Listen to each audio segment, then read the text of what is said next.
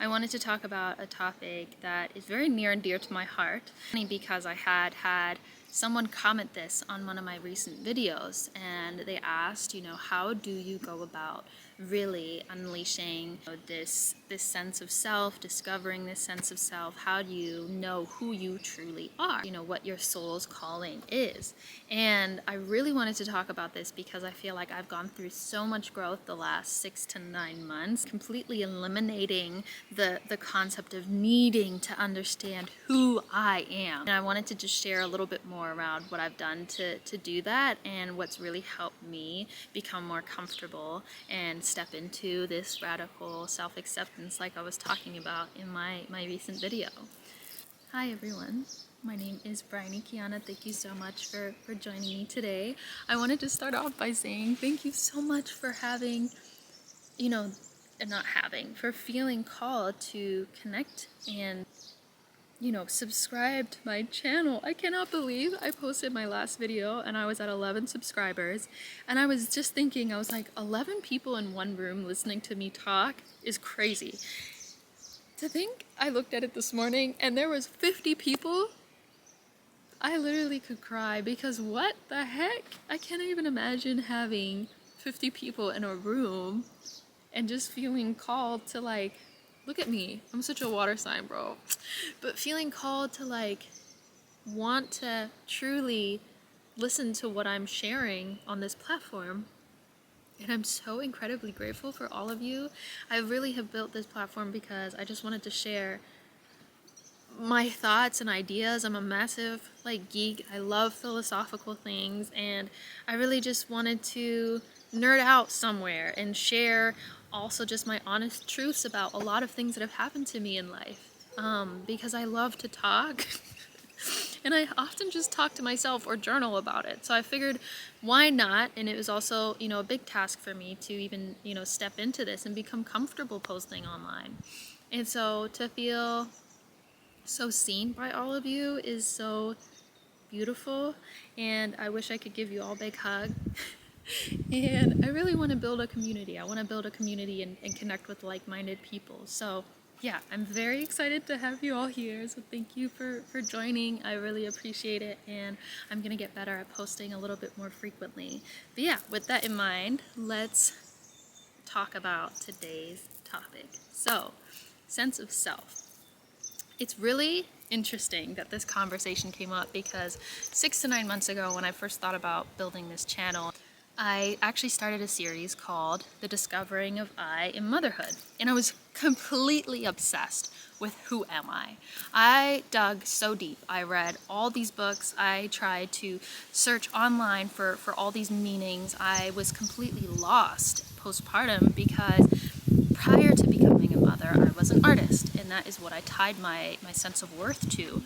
And then postpartum, when I became a mother, because I lost that artist title because I wasn't engaging in my creative acts, I felt like I wasn't an artist anymore. And I was lost. I was like, who am I if I'm not an artist? I don't know what I am. Went on a very deep spiral. It was very depressing. And I finally then, through the search, stumbled upon a lecture. And I listened to this lecture. And I was reminded, as a psych major myself, obviously, I was like, wow, I should have known this. Humans can only discover themselves to a certain degree. We can only understand I so much because we are I, right? We are us. We are not outside of us, so we can never conceptualize every part of ourselves from an unbiased standpoint because we are we. So the longer you go searching for I, the more questions will arise, because you are I. You are not outside of I. You can never truly understand I, the same way you cannot see your own eyes, the same way you can't taste your own tongue, the same way you can't touch the tip of your finger with the tip of your finger, right? Because you are I. To truly become aligned with your soul's purpose and with who you are as a human being, you need to completely eliminate this idea of who am I, right? Because when you're doing that, when you're trying to discover who you are, you're going to tie yourself to different labels, right? Because our mind has this obsession with categorizing and finding solutions. You know, when something's not right, it tries to find another solution that is right.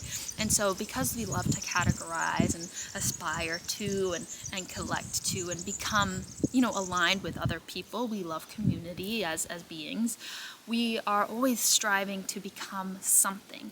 And society already has an absolute obsession with labeling us, right? To whether it is the work that we do, to whether it is the things that we are, the way we identify ourselves in whatever, you know, means possible. Society will always name it. If you don't name yourself something, someone else will, right? So, you know, society's obsession with labels kind of bleeds into individuals having an obsession with labeling themselves. And so, you know, they look at their different beliefs and their experiences and their emotions, and they go, okay, because I have this, this, and this, I must be this. And what's really dangerous about that is we start almost entirely encompassing all things that are that, right? So let's say you want to tie yourself to an artist title. Now, artists typically have a way that they dress. Artists have typically a way that they lead their life. Artists have a typical way of maybe a more liberal thinking, right? There's a number and a multitude of things that maybe an artist ties themselves to. And so you will only feel like an artist if you start tying yourself to those multiple things, whether that is how society sees an artist or if that is how you see it as an artist, right? Maybe you're looking at other artists that you aspire to be like. You're going to constantly try to do similar things or share similar traits because you want to be an artist and you want to be known as an artist. So to do that, you need to constantly be embodying this persona of I am an artist. And it's very detrimental, right? Because we are multifaceted human beings. We have, you know, lots of different things that we are embodying. We are timeless beings that are simply using this avatar as, you know, a means to exist in today's world, in today's realm for a set amount of time. And then we will go on and move on to whether that is another body or another form of life. We are in a continuous cycle of life. Our soul is timeless, but we are simply on this plane for a certain number of years. And so you are you. And it's that. You're a being. You are a breathing human being, hence, you know, Homo sapien, with a very interesting mind that has multiple facets and things, you know, about itself. If you think of your sense of self as a skyscraper, it has so many rooms with so many lights. So now imagine that skyscraper at night, and you claiming yourself to one singular thing is like only one light shining. And so only one room is lit up. You still have so many floors and so many things that you have to discover about yourself. And so your sense of self is constantly changing, evolving, and moving into different directions. For example, myself, yes, I am a mother, I am a daughter, I am a sister, I am a creator, I'm a creative, I'm an artist, but I've become very selective with making those statements, because at the end of the day, those statements are also mantras. In America especially, you ask someone, you know, who are you? They go, I am a salesperson, or I am a broker, or, you know, I am an artist, or I am a painter. And what you have to realize are these are mantras, right? You are speaking this into existence. You are that, and soon you will become just that. So it is really important that you start to accept that you are a multifaceted human being with lots of different personalities and traits and interests. And so, you know, you are you, and you simply enjoy this, this, this, and that. So eliminate your need to pull yourself into something, or tie yourself to something, because you're going to constantly be chasing that as opposed to just being and just existing. You're constantly going to look for ways to improve, and then in times of sickness, in times of ill health, in times of where your body may need rest, you may not feel like yourself or like a shell of yourself because you're not embodying what you need to do. And then that was why I say it is detrimental, because you need to understand that your body is still you. You are still you, even when you are not doing various things. Now, with that in mind, I also just wanted to talk about how do you discover all the parts of your soul. And it's quite interesting. If you look at the word soul, it is driven from the Latin word animus, and that Latin word, yes, is defined by self, but is also defined by courage. And it's very important to say that human beings need to have the courage to discover the dark parts of themselves to truly become enlightened, wholehearted human beings, and to feel truly aligned to their soul's purpose, because you're constantly only tapping into the good. You're never going to really be able to encompass everything about you. So you need the courage to shine light on the dark parts of yourself. Hence, yin and yang, the light and the dark, how I described in multiple videos before, how we are all encompassing beings the same way a tree rises up into the sky and down into the darkness, because its entire existence embodies both. I mean, we are even built in the womb in a dark environment. Life forms in the dark, or life forms in discovering the dark parts of yourself. And actually, creativity is a big way to discover those parts of yourself. And a lot of people love to say we're not creatives, or I think society has kind of put a label on creatives because they may be more free thinking, they're a little bit different, whatever it may be. But if you think back however many years ago when we used to live in communities, there weren't necessarily creatives and non-creatives. Everyone would sing, everyone would dance. Creativity was a form of expression, and everyone utilized it. And so I think it's important that you note why so many creatives even speak their feelings through creativity, because your true soul will show a lot of itself in creative ways, right? So if we tap into art, if we tap into our words, if we tap into journaling, soon you will discover different facets of yourself, or different dark facets of yourself through repetition, and realize, hey, maybe this is something that I need to unpack. And then to really step into radical acceptance means to completely eradicate the idea of needing external validation. We need to entirely remove that to really become happy. And again, we need the courage to be disliked.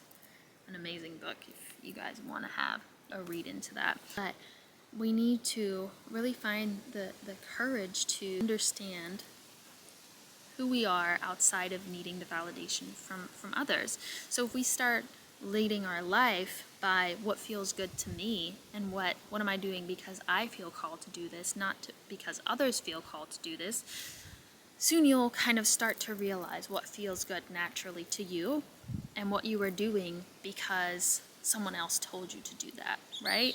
Because the stuff that you start doing for yourself will not become boring. You'll feel really fulfilled at the end of it. You'll feel really light and happy. Whereas the things that you are doing for others, when you remove this need for external validation, will become really boring and mundane. And also a lot of times when you are consistently leading your life in a certain way, which is in alignment to someone else's task or someone else's expectation, it manifests itself in depression, in social anxiety, in a lot of tiredness, because you're not leading your life in alignment with your soul. So if this is something that you struggle with, start looking at your life and start trying to understand, hey, why am I putting this outfit on? Do I really like this outfit? Or am I wearing this outfit because I was told when I was a kid that I can only wear these outfits because that's what's most flattering to me? And now my ego has convinced me that I need to wear this particular outfit to be myself. That's not true. Or I need to dress this particular way to be a woman. That's not true. So really start unraveling that, and soon you'll start to see the dark parts, right? Because you'll start to recognize the patterns. You'll start to recognize, wow, I keep doing this because old Bill told me 15 years ago that this was going to happen if I didn't do this, right? And then you're like, wow, what? I never even realized that. So ultimately, it's all about letting go of the need to be seen, letting go of the need to perform, letting go of the need to feel validated. Because honestly, first you'll seek for one person to validate you. Then one person isn't enough. Then all of a sudden you need 3 people validating you. Then 3 people aren't enough. Then you need 50 people validating you. And you become obsessed with looking into the future. Who is going to like this? As opposed to living in the now. And that brings me into a whole nother topic, because leading our life in the future is ultimately removing us from ever being present. And the present is all we have. The future doesn't exist, and neither does the past. All we have is today. And so, if you're constantly leaving your life in the future, you'll again be stuck in this cycle of unhappiness, because nothing will ever be enough. I can talk about that in a whole nother video, but hopefully this made some sense. I feel like I just yapped on a little bit, but yeah, I'm gonna go back to enjoying Spain. I'm here with my beautiful family visiting, so thank you for tuning in. Bye-bye.